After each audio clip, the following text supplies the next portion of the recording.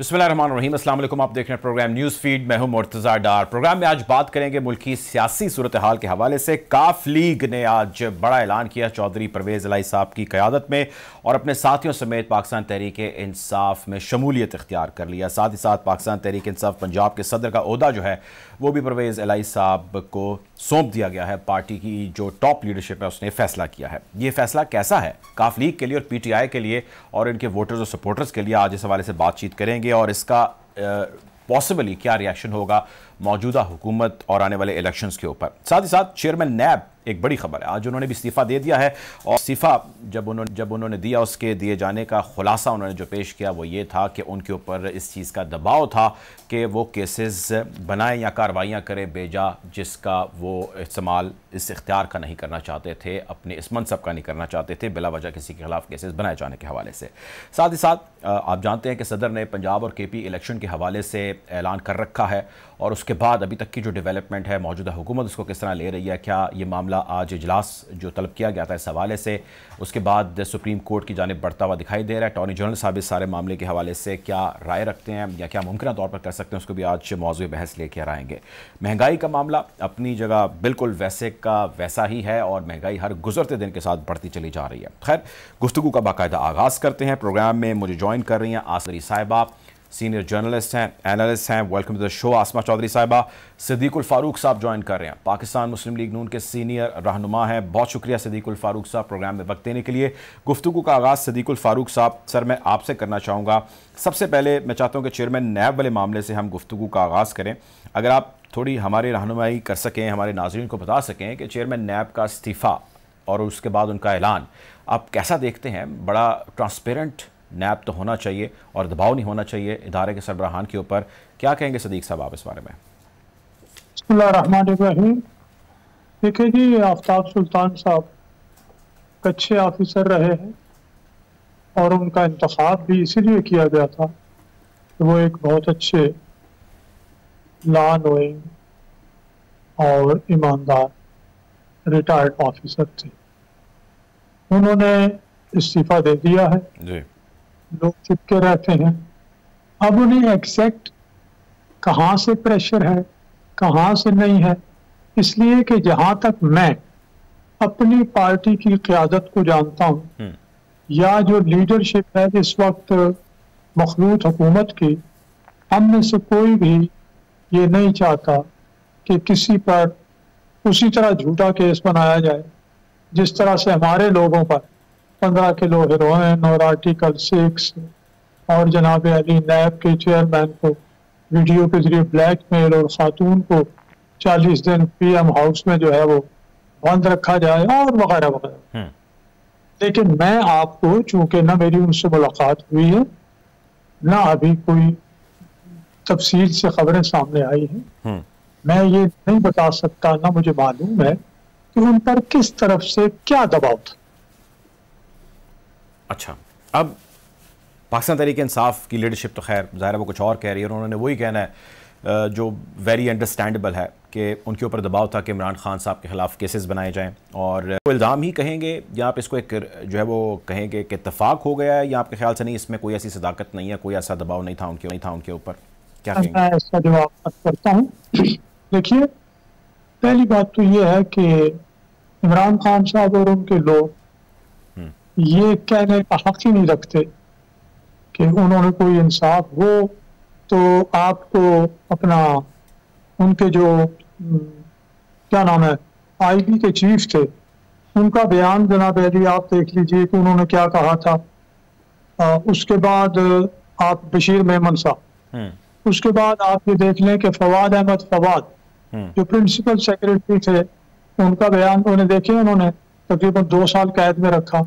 आहद चीमा क्या किया, 15 kilo heroin मौजूदा वजीर दाखिला पे डाली, अपना ख्वाजा आसिफ पे आर्टिकल 6, और जो सुप्रीम कोर्ट का फैसला था कि नैब को जो है वो इस्तेमाल किया गया सियासी वफादारियां तब्दील करने के लिए, वगैरह वगैरह। ऐसी कोई बात अभी हमें 10 महीने से कुछ ऊपर हो गए, ऐसी कोई बात हमने की नहीं। इनके 6-7 आदमी पकड़े गए और वो 2-2, 4-4 दिन के बाद जमानतों पे बाहर आ गए।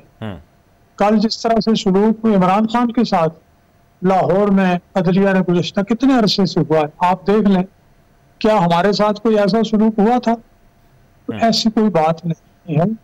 मैं सिर्फ ये अर्ज करूंगा कि इमरान खान साहब तोशा खाना की बात करते हैं तो उन्होंने बड़े बांगे दुहल कहा था, मेरा तोहफा मेरी मर्जी।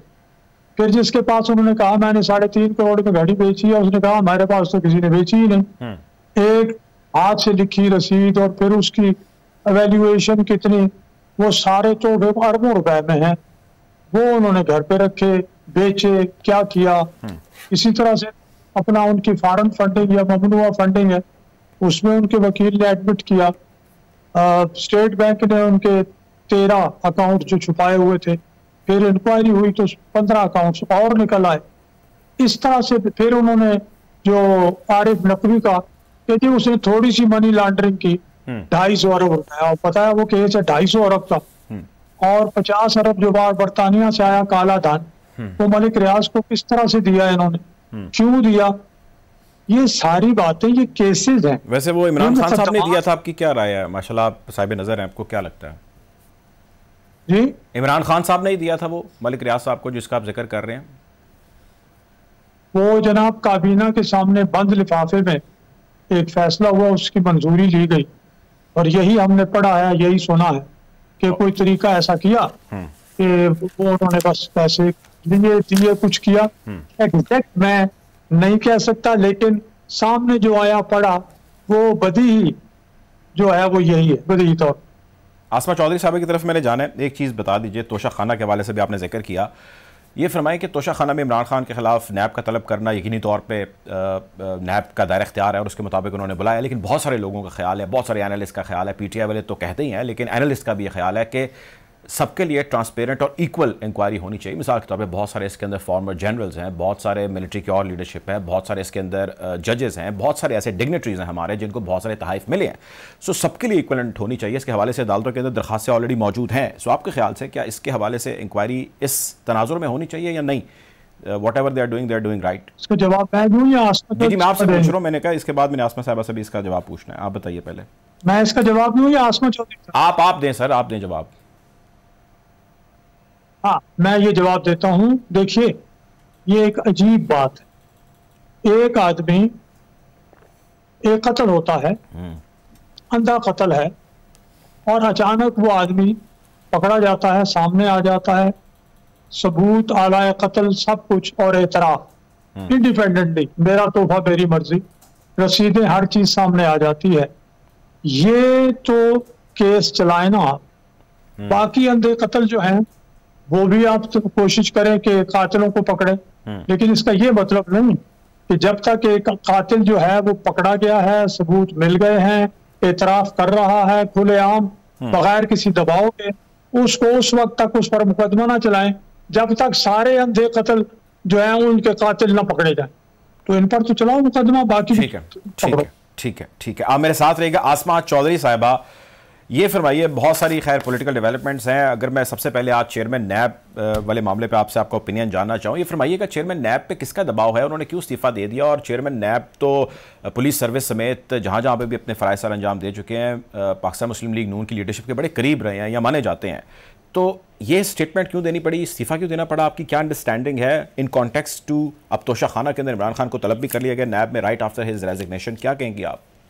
देखिए, बिल्कुल जैसे कि चेयरमैन नैब ने आज खुद ही ये कहा है कि उन पे दबाव था इमरान खान के केसेस बनाने के हवाले से, और वो दबाव उन्होंने नहीं माना इस चीज़ को। देखिए, वो तो खुद अपनी ये बात उन्होंने कह दी, अब देखते हैं कि आगे ये चीज़ें कहाँ तक जाती हैं। लेकिन देखिए, नैब का इदारा तो हर दौर में हमने देखा पॉलिटिकली यूज़ किया जाता था सियासतदानों के खिलाफ, और जो तहकीकात होती थी कभी वो मंतकी इंजाम तक नहीं पहुँचती थी। देखिए, पाकिस्तान में एहतसाब कि जो भी हमने देखा है माजी में हुआ, परवेज मुशर्रफ के दौर में हुआ, और उसके बाद भी जो पॉलिटिकल गवर्नमेंट्स आई हैं उन्होंने भी अपने ज़ाती मकासद के लिए इसको इस्तेमाल किया। लेकिन आज जब जिससे चेयरमैन नैब ये खुद कह के मुस्ताफ़ी हो रहे हैं कि 1% लोग नैब के अंदर करप्ट हैं, बाकी 99% बड़ा अच्छा काम कर रहे हैं, लेकिन जो पिछले दिनों हमने अमेंडमेंट भी देखे हैं नैब लॉज के अंदर, जिस तरह से अब कहा जा रहा है 50 करोड़ से ऊपर का जो जुर्म है वो जुर्म होगा, जो 50 करोड़ से नीचे की जो करप्शन है वो करप्शन नहीं होगी। बहुत सारी चीजें इस पर जजेस ने भी अपने रिमार्क्स दिए कि जो अभी रिसेंटली केस लगा था इस हवाले से, तो उसमें भी उनका ये कहना था कि कोई रह तो नहीं गया जो कि नैब से मुस्तफीद ना हुआ हो, नैब लॉस से। तो आपने देखा जो रिसेंट गवर्नमेंट आई आते ही इसमें अगले दिन ही इन्होंने अमेंडमेंट्स की उसमें और अपने सारे केसेस को माफ कराया। और नैब की हैसियत इस इदारे की तो आप बेवकूफ़ सी होकर रह गई है, लेकिन अगर चेयरमैन नैब अब ये कह रहे हैं कि इमरान खान के हवाले से केसेस बनाने को कहा गया और कुछ लोगों के हवाले से कहा गया कि इनके खिलाफ आप केसेस बनाएं, तो मैंने इस चीज को इनकार किया है। तो देखिए इससे बहुत सारे अब सवालात उठते हैं, क्या ये हुकूमत वाकई अब इमरान खान के खिलाफ केसेस को इस तरह से लेकर आना चाह रही है कि नैब के इदारे को इस्तेमाल किया जा सके। 9 महीने हो गए शायद इस गवर्नमेंट को उस तरह के कोई केसेस मिल नहीं सके कि अब नैब को उस तरह से इस्तेमाल करने की शायद कोशिश की जा रही है। लेकिन बहरहाल देखिए पाकिस्तान के अवाम भी अब बाखबर हैं हर चीज से, जो कुछ हमारे माशरे में रोज होता है, हमारी सियासत में जो कुछ हो रहा है, जिस तरह की तब्दीलियां आए रोज हम देख रहे हैं, लोग बाशऊर हो चुके हैं। तो अब ये शायद इन चीजों से बेवकूफ नहीं बनाया जा सकता। तोशा खाना 9 महीने में हमने सिर्फ तोशा खाना ही सुना, उसके अलावा कोई आप और चीज सामने लेकर आए जो कि हो जो माजी की गवर्नमेंट अभी गई है इमरान खान की, तो उस पे हवाले से आप चीजें सामने बताएं कि और क्या क्या करप्शन की, कितने उन्होंने पैलेस बनाए, कितनी बाहर जायदादें बनाई, पाकिस्तान से बाहर कितने उनके अकाउंट्स थे, पाकिस्तान के अंदर उन्होंने क्या क्या करप्शन की या गबन किया, वो चीजें भी सामने आए। तोशा खाना के असूल तो सबके लिए वाज़े हैं। नवाज शरीफ साहब को BMW मर्सिडीज मिली, वो अपने घर ले गए, जरदारी साहब को मिली, वो लेकर गए, कीमती से कीमती तहाइफ तमाम सरबराहान ममलिकत को मिले मुख्तलिफ अदवार में जो लेकर गए। आर्मी के चीफ जो हैं उनको भी ये तहाइफ मिले और हुकूमत ने ये लिस्ट देने से इनकारी रही कि हम इस चीज को हम नहीं दे सकते। तो इमरान खान पे अगर आप इस तरह के केसेस बनाएंगे, मेरा किसी से कोई यहाँ जाती इख्तलाफ नहीं है, लेकिन लोग भी अब ये सवाल करते हैं कि आप तोशा खाना सिर्फ इमरान खान के लिए इस्तेमाल करेंगे, तो वाई नॉट जरदारी साहब, वाई नॉट मियां नवाज शरीफ साहब और मरियम नवाज साहिबा भी इससे मुस्तफीद हुई हैं, जो BMW उनको गाड़ियां यहाँ से मिली थी और वो उनके ज़ेरे इस्तेमाल हैं ये सारी चीजें। तो अगर इमरान खान जैसे कह रहे हैं कि सदीक अल फारूक साहब बड़े मोहतरम है हमारे, कि उन्होंने कहा मेरा तोहफा मेरी मर्जी, तो बिल्कुल चलें, अगर उनकी मर्जी थी जो कुछ उन्होंने किया, ये किसी कायदे कानून में तो नहीं लिखा कि आप उस तोहफे को बेच नहीं सकते या उसे किसी किस्म का इस्तेमाल में नहीं ला सकते। पाकिस्तान के कायदे कवानीन बड़े वाजे हैं।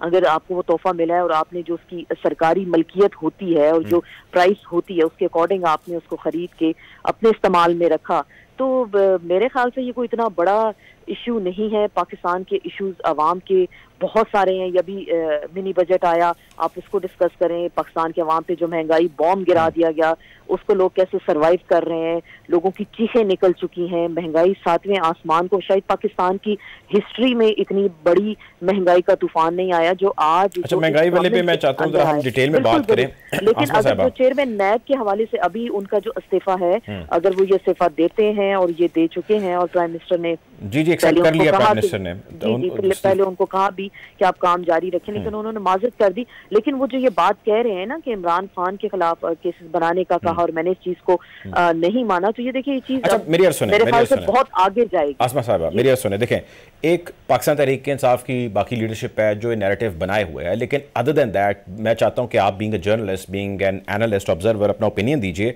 कि इस वक्त पाकिस्तान तहरीक इंसाफ के जो लीडर इमरान खान है, उनके खिलाफ कानूनी केसेस या उनके खिलाफ कानूनी जवाब निकाल के ऐसे उनको टाइम फ्रेम में लेके जाना या उनको ऐसे शिकंजे में, जो वो टर्म यूज़ करते हैं पाकिस्तान तहरीक इंसाफ वाले, लेके जाना कि उनको वहीं पे उलझाया रखा जाए और उनको किसी तरह डिसक्वालीफाई करा दिया जाए, आपको लगता ही है कि ये नंबर वन कि क्या ये ऐसा ही है जैसे कि ये उनकी लीडरशिप कहती है? एज एन एनालिस्ट मैं आपको ओपिनियन जानना चाहता हूँ एज ए जर्नलिस्ट। और दूसरा ये कि यही इल्ज़ाम इमरान खान के ऊपर भी लगते थे कि वो भी यही काम करते थे उस वक्त की जो अपोजिशन थी उसके साथ, तो what is the difference now? और फिर रोना किस चीज़ का? देखिए, अभी जो पहला आपका सवाल है ना, पहला सवाल का हिस्सा कि क्या वाकई इनको डिस्क्वालीफाई किया जा रहा है, ऐसी कोशिश की, वाकई वो सबके सामने है। इंडिपेंडेंट ओपिनियन अगर आप तो मेरी जानना चाह रहे हैं, और जो केसेस जिस तरह के कई केसेस तो आप अगर उनको पढ़ें तो मेरे ख्याल से वो बिल्कुल बेसलेस किस्म के केसेस भी हैं, लेकिन उसमें उनको जिस तरह से उलझाया जा रहा है और जिस तरह से अदालतों के चक्कर, जैसे कल भी हमने देखा एक जमानत के जो पेपर पे दस्तखत का मामला था और अदालत की जानिब से भी जिद आ गई कि आप पहुंचे ही पहुंचे और इतने बजे पहुंचे और वो 1 मिनट अंदर जमानत दाखिल हुई और साथ ही उनको जमानत दे दी गई और वो मामला सबके सामने आ गया। तो मेरे ख्याल से अदालतों पे भी शायद प्रेशर है। हम माजी में भी हमने देखा नजरिया जरूरत के तहत बहुत सारे फैसले आते रहे। पाकिस्तान की तारीख इन फैसलों से भरी पड़ी है। सियासी लीडरान के साथ जो कुछ हुआ, भुट्टो साहब से लेकर आज तक मियां नवाज शरीफ साहब के साथ जो हुआ, और अब इमरान खान की बारी है तो बाकायदा फैसला कर लिया गया। जैसे वो भी कहते हैं कि जी बंद कमरे में फैसला हो गया है कि उनको नाअहल करना है, डिस्क्वालीफाई करना है और -1 करना है। नहीं, बंद कमरों की सियासत जारी है अभी? बिल्कुल बिल्कुल जारी है। अच्छा। और किसी भी केस के अंदर अभी देखें तोशाखाना वाला आ गया, ममनुआ फंडिंग का जो केस चल रहा है, वो टेहरान के हवाले से जो केस हो गया, उससे पहले बहुत सारे केसेस हैं। आप कितने केसेस को यहाँ गिनवाएंगे? तो किसी ना किसी केस में तो ऐसा कुछ ना कुछ आप देखते हैं ना पाकिस्तान के अंदर। तो देखिए इंसाफ तो लोगों शायद कम ही मिलता है, लेकिन कानूनी नुकात इतने उलझाव और उभाम वाले होते हैं कि किसी ना किसी तरह से लोगों को उलझा दिया जाता है। तो इमरान खान को भी शायद इसी तरह से ट्रैप किया जा रहा है कि उनको भी डिस्क्वालीफाई करने की कोशिश होगी या -1 की कोशिश होगी। लेकिन अगर जो माजी में हुआ और अभी भी हो रहा है वो भी सबके सामने है। देखिए माजी में भी करप्शन के चार्जेस होते थे और वो चीजें सबके सामने आती थी। अभी इमरान खान के हवाले से अगर बात की जाती है तो मेरे ख्याल से लोगों को आप कन्विंस आप नहीं कर सकते शायद। बिल्कुल ठीक है, आप मेरे साथ रहें। लोगों के हवाले से मैंने बात करनी है आपसे, आप मेरे साथ रहिएगा। सिद्दीकुल फारूक साहब, आपने गुफ्तगू सुनी, ये फरमाइएगा कि एक बड़ा स्ट्रॉन्ग जो नैरेटिव है वो नैरेटिव ये है कि आपकी हुकूमत और आपके इत्तेहादी जो हैं, आप लोग सारे मिल के इलेक्शन से भाग रहे हैं, आप लोग इलेक्शन नहीं करवाना चाहते। जबकि इससे पहले आप समेत, मुझे याद है आप भी बड़े वोकल थे इस हवाले से, बहुत सारी लीडरशिप ने कहा कि ये लोग इस्तीफ़ा दें पंजाब से, केपी से, और जो एक आईनी तकाजा उसको पूरा करें और सड़कों पे आएँ, इसमें कोई एतराज़ नहीं। आप कहते थे हुकूमत इन्होंने संभाली और दूसरी तरफ वफाक के अंदर जो है इनकी हुकूमत चली गई तो इनको मसला शुरू हो गया। अब जब वो ये कर चुके हैं, then what is the problem? क्यों नहीं सर उस तरफ बढ़ते आप? मैं इलेक्शन के बारे में सवाल का जवाब देता हूँ। पहले आसमा शिराजी साहबा को सलाम। बड़े दिनों के बाद यूँ एक प्रोग्राम में हम इकट्ठे हुए हैं, वरना आसमा चौधरी इनके प्रोग्राम में जाया करता था। हाँ, इनके प्रोग्राम में मैं गेस्ट करता था। जी जी, पुरानी बात। तो मैं ये अर्ज करता हूँ, मैंने ये नहीं कहा कि किसी और के खिलाफ कार्रवाई न की जाए। मैंने ये कहा कि अगर एक आदमी के ये सबूत सामने आ चुके हैं एक कत्ल के, उसे तो ट्राई करेंगे, तो बाकी भी जो अंधे कत्ल हैं उनको भी लाए। मैंने ये कहा। अगर तोशा खाना किसी और पर ऐसा केस बनता है, मैं उसकी मुखालिफत तो नहीं करूंगा। दूसरी बात है कानूनी जवाज। अगर किसी मामले में कानूनी जवाज हो, फैब्रिकेटेड चीज ना हो, जाली ना हो, कंकॉक्टेड ना हो, तो फिर तो ठीक है ना। अगर कानून के अंदर जवाज मौजूद है एक आदमी को पकड़ने का, वहां कोई एतराज नहीं बन सकता। अच्छा, अब ये तासुर कि जी मुझे -1 किया जा रहा है, फलां किया जा रहा है। अब उन्होंने खुद भी और हम भी देखते हैं कि नवाज शरीफ साहब, मामला कहाँ से शुरू हुआ? जी, पानामा से। पानामा में नवाज शरीफ साहब का नाम ही नहीं है। पानामा में 350-400 और लोग हैं, पता ही नहीं वो कहाँ हैं। फिर निकला अकामा, फिर निगरान जज बिठा दिया गया। क्या इमरान खान साहब के साथ कोई ऐसा शुरू हुआ? कल देखे ना, इंतजार हो रहा है, 1 दिन इंतजार, 2 दिन इंतजार, हफ्ते में। थोड़ा सा सुन लीजिए, आपके प्रोग्राम में आज हम 2 ही हैं, जरा ताकि आप नहीं बाकी लोग अच्छा प्रोग्राम कर रहे हैं, आप बोलिए।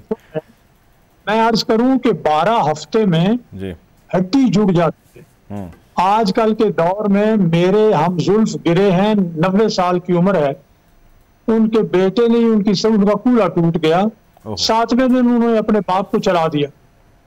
यहाँ कितनी गोलियां और क्या लगा और जो फॉरेंसिक रिपोर्ट क्या आई, और आज जनाब अली 4 महीने होने वाले हैं, वो उनका जख्मी नहीं मुंतमिल हो रहा। ठीक है, कभी कुछ हो रहा है, कभी। तो ये सारी बातें, ये क्या है, ये कौन घड़ रहा है, इसको भी कौम जानती है।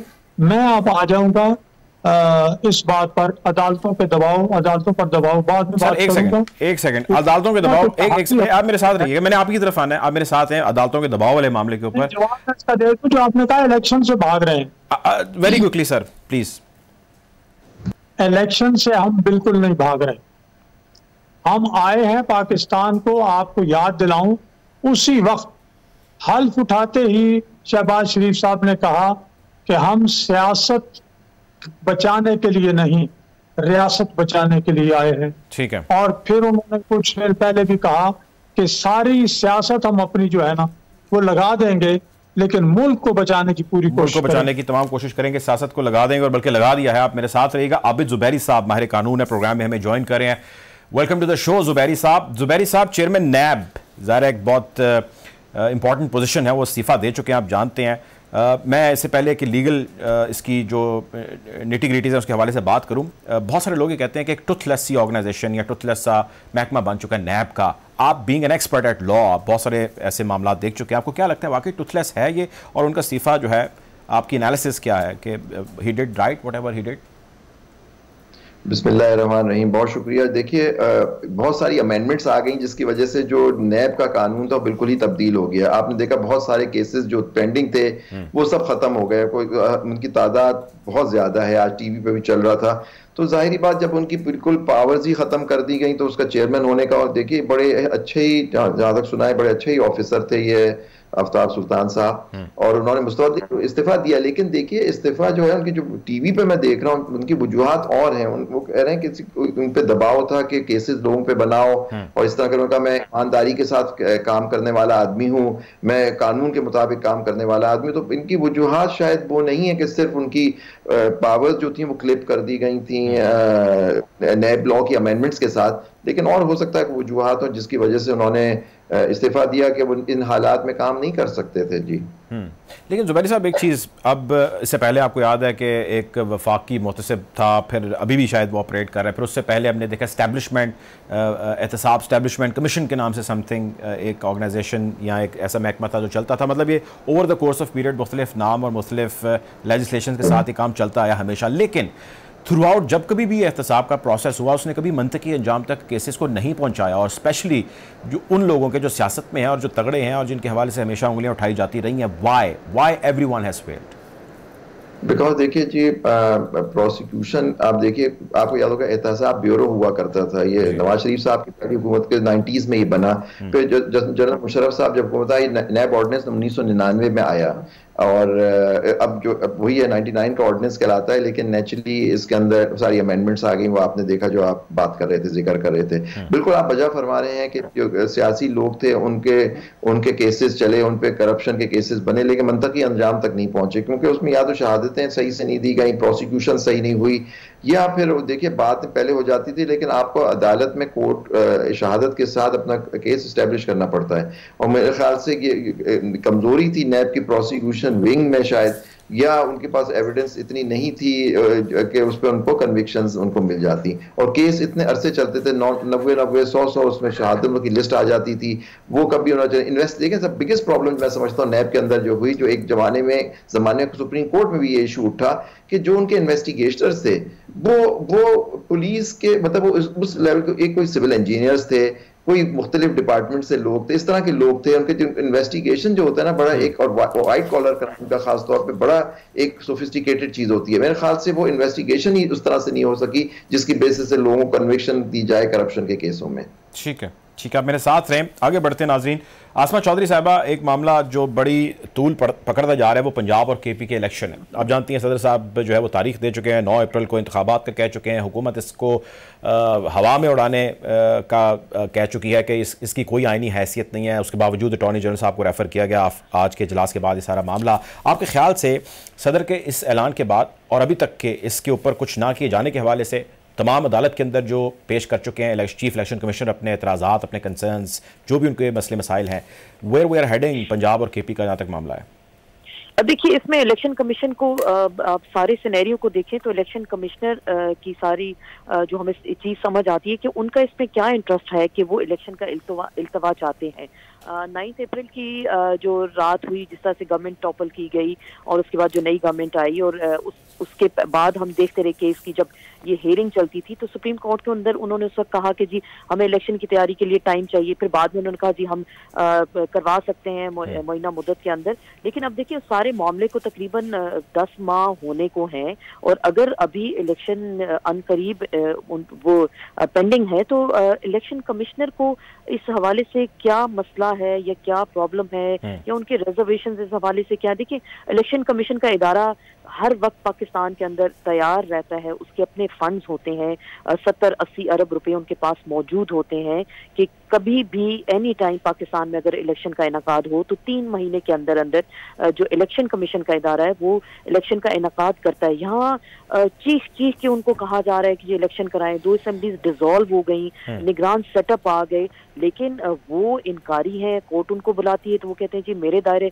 आपके दायरे इख्तियार में नहीं है। सदर साहब अगर इलेक्शन की डेट दे देते हैं तो वो कहते हैं जी आपने आइन से तजावुज किया। तो इस सारे मामले को अगर देखें, ठीक है, हुकूमत की तो हमें मर्जी लगती है और डे 1 से पता है कि वो इलेक्शन अभी अनाउंस नहीं करेंगे और उनको ये डर खौफ है कि जिस तरह से ये महंगाई का पाकिस्तान के अंदर तूफान आ गया और जो इमरान खान की जो मकबूलियत की लहर है, पीडीएम की 13 जमातें अभी इलेक्शन में कूदना नहीं चाहती, उनको भी पता है कि वो इस वक्त कितने पानी में है। तो अगर इलेक्शन, देखिए 2 असेंबली डिसॉल्व होगी जैसे आपने पहले भी कहा, और जैसे ये ताने भी देते थे बार बार इमरान खान को कि जी आप तो 2 सूबों की हुकूमत संभाल के बैठे हैं, आप आए हुकूमत से बाहर निकले, इलेक्शन करें, असेंबलियां तोड़े, डेर करते थे। अगर उन्होंने उनके इस चैलेंज को कबूल किया तो आप 90 दिन के अंदर, आप नहीं बल्कि आपका आइन कहता है कि 90 दिन के अंदर अंदर आप इलेक्शन कराएं। ऐसे कौन से गैर मखसूस हालात हो गए पाकिस्तान के अंदर कि आप इलेक्शन से इनकारी हैं। और जिस तरह के निगरान सेटअप्स आए हैं वो तो देखिए, वो उनको इतनी अथॉरिटी नहीं होती निगरान सेटअप को कि वाकई उखाड़ पिछाड़ करें, अपनी मर्जी के मुंतखब लोगों को लेकर आए। उन्होंने तो 3 महीने के अंदर इलेक्शन कराना होता है, लेकिन अभी हुकूमत की मर्जी और मंशा ये है कि किसी भी तरीके से इलेक्शन का इनकाद नहीं किया जाए। सदर साहब अगर अनाउंस कर रहे हैं तो देखिए उनको भी आइन किसी न किसी पहलू में इस चीज की इजाजत देता है।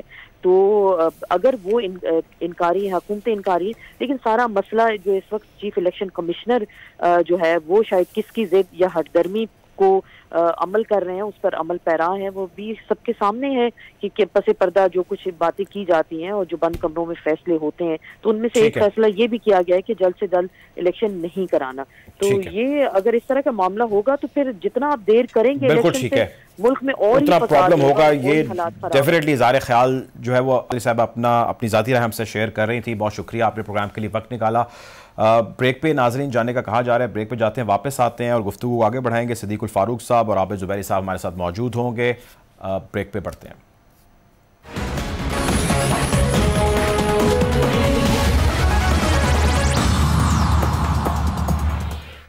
Welcome back after the break. Programme में गुफ्तगू करें मुल्क की सियासी सूरत हाल के हवाले से। जमशेद इकबाल चीमा साहब ने हमें ज्वाइन किया, पाकिस्तान तहरीक इंसाफ के सीनियर रहनुमा है।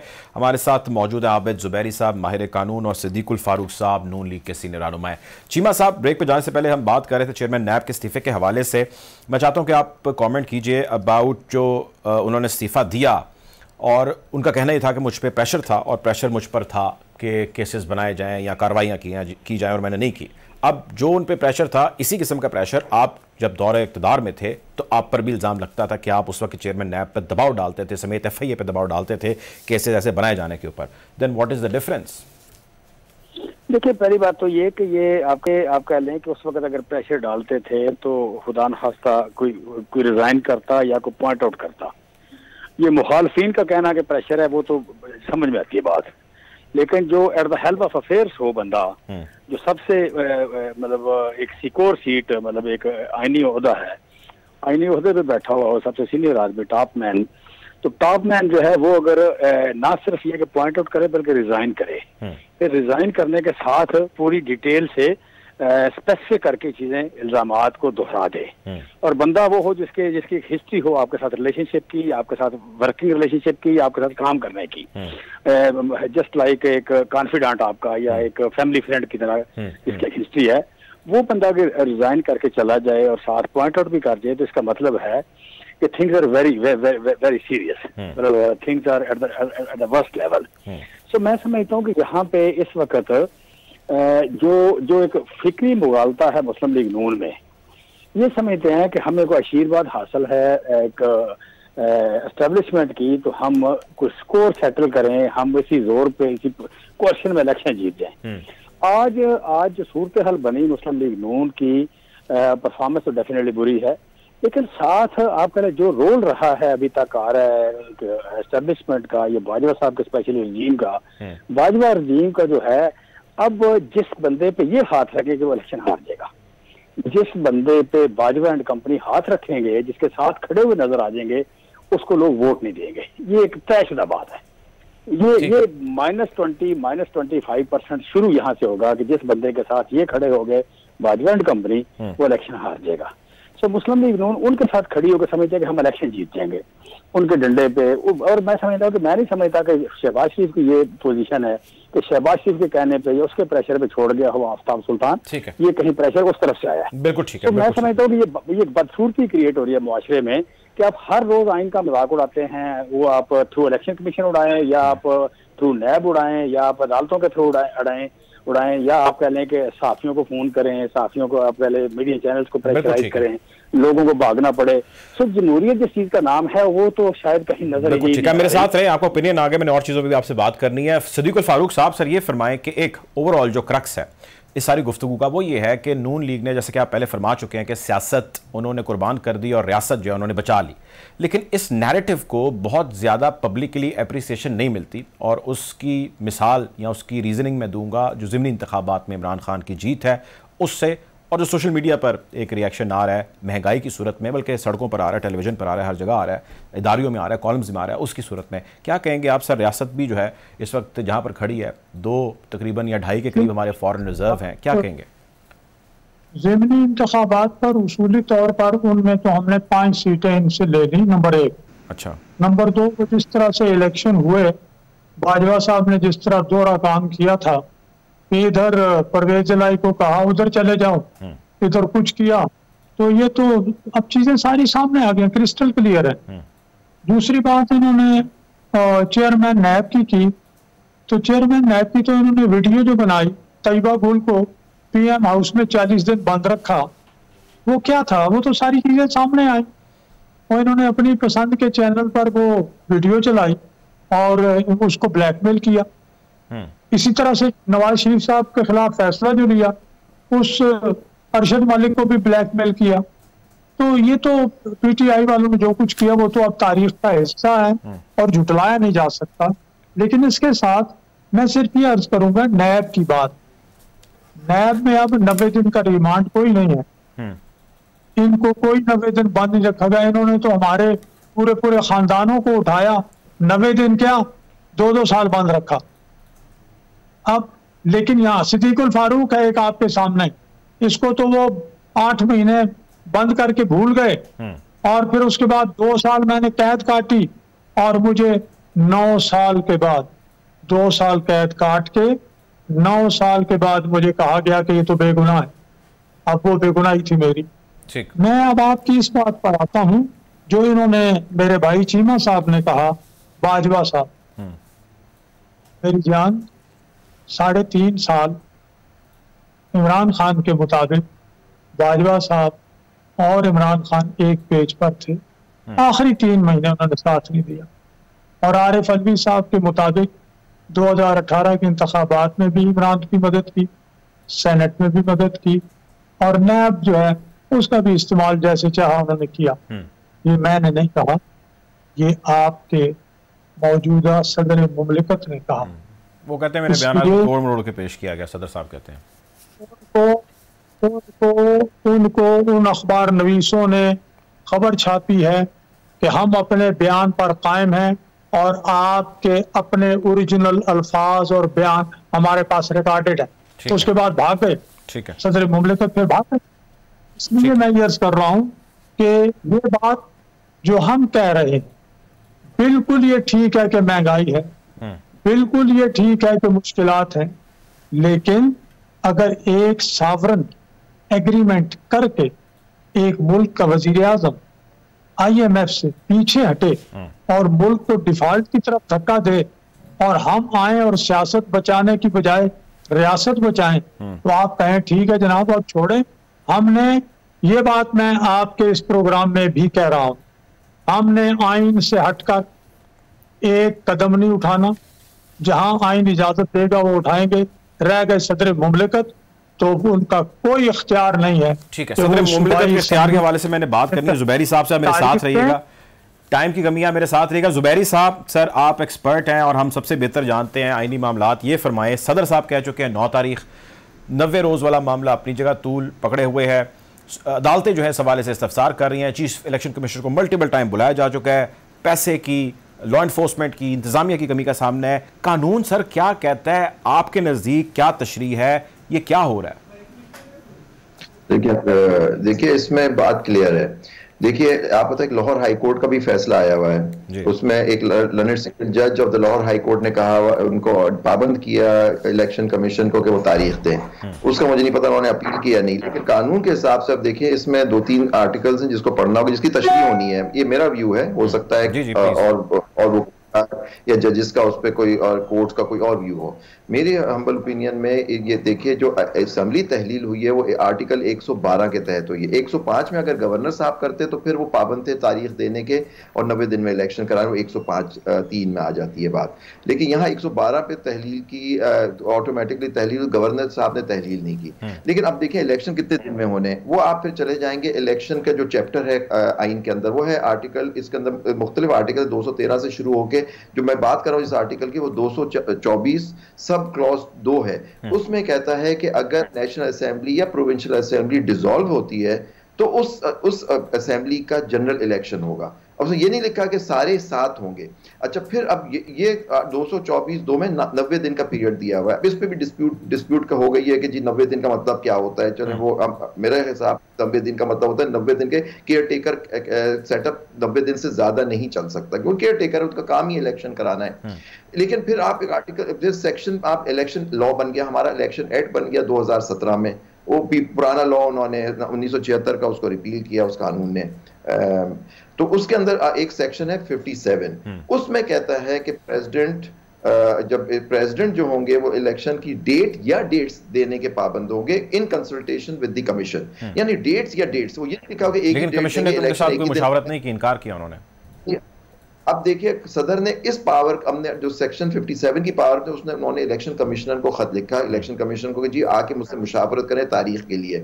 उस पे इलेक्शन कमिश्नर ने उनको एक जवाब दे दिया और कहा कि जी हम नहीं करेंगे आपसे मुशावरत। अब वो मुशावरत के लिए तैयार नहीं, क्या फिर सदर जो होगा या आइन के अंदर जो जिसको इख्तियार है वो कहे कि जी मुझे तारीख ही नहीं देनी। अभी आपने देखा था जब परवेज इलाही साहब के ऊपर वोट ऑफ कॉन्फिडेंस की बात आई, वो गवर्नर ने उनसे कहा था। अब ये तो नहीं कहा, गवर्नर से कहा कि गवर्नर ने कहा दो, तो उनको वोट ऑफ कॉन्फिडेंस देना पड़ा। यहाँ तारीख देनी है, डेट या डेट्स आप देख लें, सेक्शन 57 ये कहता है वो देनी है सदर को विद कंसल्टेशन कमीशन। अब वो आ ही नहीं रहे, इसका मतलब सदर पाबंद है तारीख देने के लिए। और इलेक्शन कमीशन नाउ मेरे हिसाब से, मेरे व्यू में, हम्बल व्यू में, कि इलेक्शन कमीशन को विद इन 7 डेज अब नोटिफिकेशन जारी करना पड़ेगा। ठीक है, बिल्कुल ठीक है। इलेक्शन कमीशन को जो है वो नोटिस जारी करना पड़ेगा और इलेक्शन होना होंगे, कहना था आबिद जुबैरी साहब का, एन एक्सपर्ट। बहुत शुक्रिया सर, आपने प्रोग्राम के लिए वक्त निकाला। जमशेद इकबाल चीमा साहब, बहुत शुक्रिया, आपने भी वक्त निकाला।